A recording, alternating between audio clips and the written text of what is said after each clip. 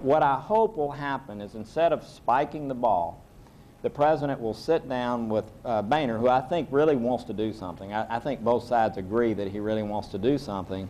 I hope they'll sit down and mesh something together that Republicans can be okay with, that generate the kind of revenues that we need, but also the kind of entitlement reforms. And Al, you keep saying, and I love you, and you know that, and I really love the things you say about the other senators from Tennessee, but the fact is that the decisions, I mean, all the options, as Tim said early on, all the options around entitlement reform have been discussed. I mean, Mark's gone over them, Chris has gone over them, I've gone on them for 2 years. We all know what they are.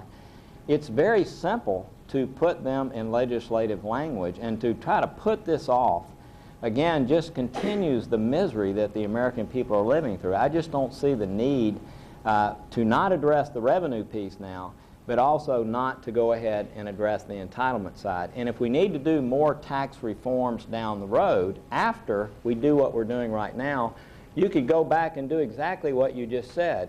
Do the remainder of the tax reforms in a neutral way, but you're creating a much flatter code, a broader code that doesn't have all the loopholes, the other loopholes that exist. The real savings are down the road. There are $27 trillion in unfunded liabilities right now in Medicare that compound over time, and we can actually go ahead and make changes right now to the Medicare program that really are not painful to the seniors. They're painful to politicians, but we can do that, and it really begins to do the kind of things that we need to do. I would just say 3 things briefly. The best thing we can do for our country, the best thing we can do for those people struggling for jobs, is to go ahead and do this now, put it in the rearview mirror. The only thing is lacking is not intellect, but political courage. Secondly, we have to have entitlement reform that's real. It's where all the money is. And thirdly, on the revenue piece, I really do believe if you could get 2 people in the room, we could move beyond those red lines that Tim was just pointing out and resolve this. I do not think, among the mass of people on the Democratic and Republican side, I don't really think there's that big a difference. I really don't. It just takes the political courage to sit down, make the decisions, and get this behind us. And I go back to Tim's comment, and that's why it's not good to have these red lines. It's best to go ahead and figure out a way to cross them so you don't end up getting past this, quote, fiscal cliff by creating another one with the debt ceiling, or another one with a process that ends up yielding the same.